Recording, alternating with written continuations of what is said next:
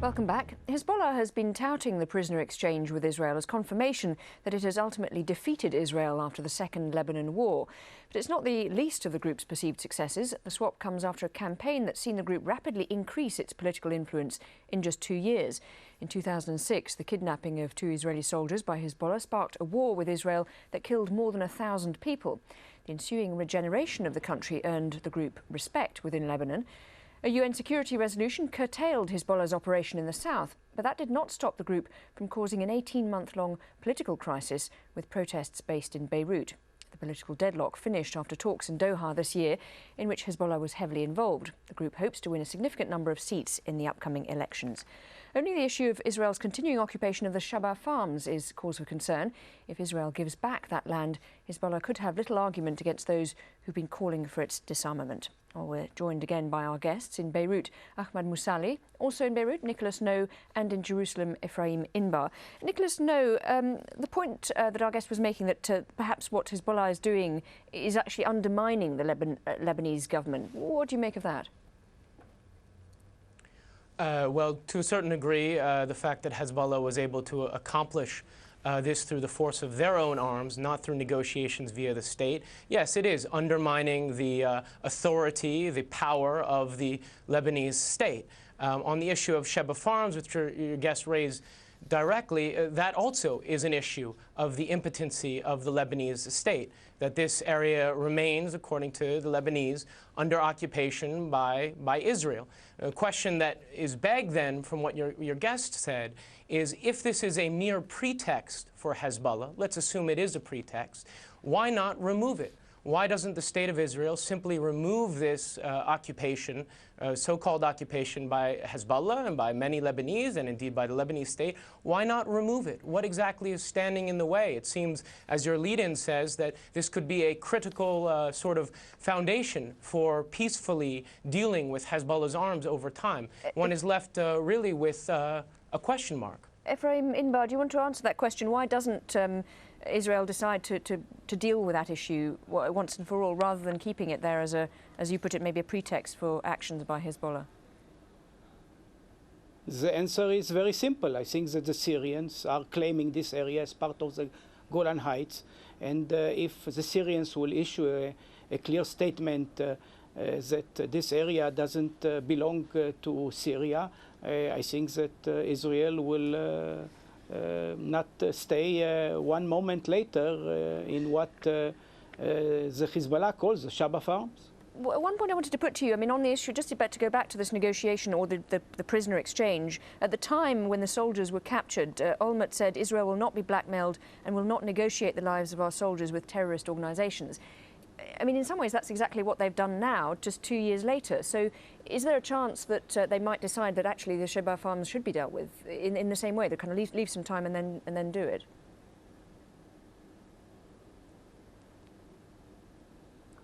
Hello? I didn't hear your question. Ephraim Inbar, do you think that, I mean, at the time of the kidnapping of the soldiers, Olmert was adamant that he wouldn't negotiate with Hezbollah. He has, in the meantime, done that.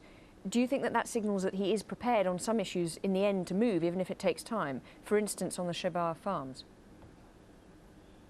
I think the Israeli governments have always been quite pragmatic, and we have ceded territory when it was part of a larger agreement. I think that Israel's willingness to make territorial concessions was tested already several times, and Israel has usually complied to the international law. Actually, the present line, that the border between Israel and Lebanon was confirmed by the United Nations.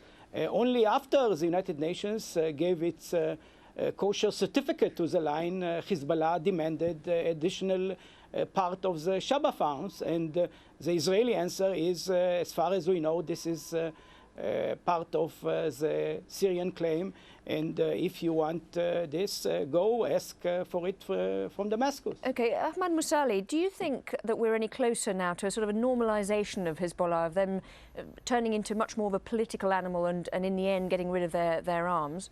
Is that a step closer after the events of today?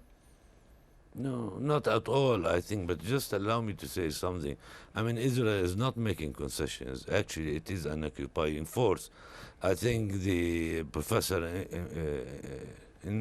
Infra is trying to show as if Israel is innocent. I mean, Israel, after all, is an occupying force. Definitely, Shebaa is not an Israeli part in any way or shape, and therefore it is an occupation.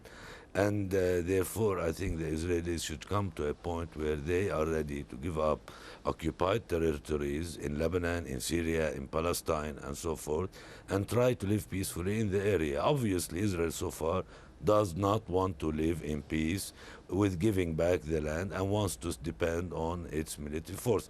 This is where Hezbollah comes, and it says your force is not going to force us to give up our land or to give up our objectives and so on.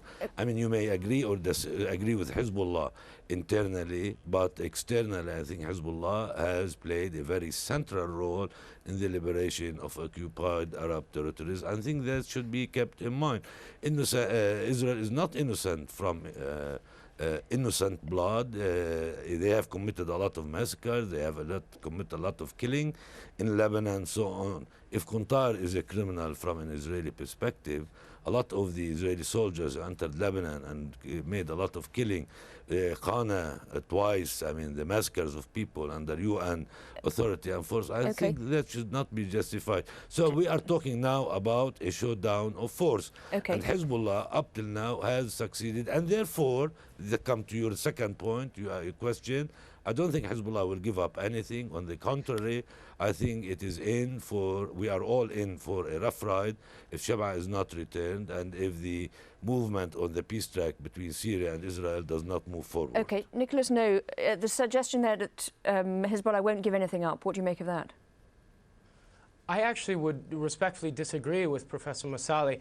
I think we're at a very unique moment right now in Lebanon and indeed in the Middle East, but just specifically looking at Lebanon. The question is whether or not the other actors that have such tremendous influence here in Lebanon, specifically the United States, Europe, some of the Arab countries, and to a certain degree the actions of Israel as well, whether or not they're ready to take advantage of a very unique opportunity which exists right now. You have one of the major 4 bleeding wounds, this is Nasrallah's words, being removed today. The other 3 lay open. This is the Shebaa Farms, Kfar Shuba, under occupation, which supposedly is within negotiation. This is water-rich territory that is vital for Israel, but that, needs to be a part of removing all of the wounds, which includes Israeli overflights and landmine maps, and some of the maps for the cluster bombs, which were shot in 2006. If we can get those 4 bleeding wounds removed, which there is indeed a dynamic and a sentiment to do that now, especially after Hezbollah's armed intervention in May of this year, and if then Lebanon can have a credible national defense plan with the Lebanese armed forces that is backed by strong equipment, by strategic equipment that can provide a credible deterrent threat to Israel, which is perceived, and over the last few decades, is perceived by many Lebanese as a mortal danger for water, for territory, and for possible Palestinian transfer of population. If those things can get done, I actually think that we can see a roadmap for Hezbollah's normalization. It is not going to happen next year. It's not going to happen if Shebaa is returned. Of course not. This is going to be 5, 10, 15 years. And it's going to take a lot of patient diplomacy. It's going to take a lot of flexibility. But some of that flexibility we're starting to see right now in the region. So my hope is that we're actually at a unique opportunity. Thank you very much indeed. Well, on that hopeful note, we must leave it there. Thanking our guests in Beirut, Ahmad Musali, politics professor at the American University of Beirut. Also in Beirut, Nicholas No, editor of Mideast Wire, and in Jerusalem, Ephraim Inbar, politics professor at Bar-Ilan University. Thank you all for joining us. And thank you so much for joining us on this edition of Inside Story. We always welcome your comments and suggestions. Email them to us, insidestory@aljazeera.net. Bye for now.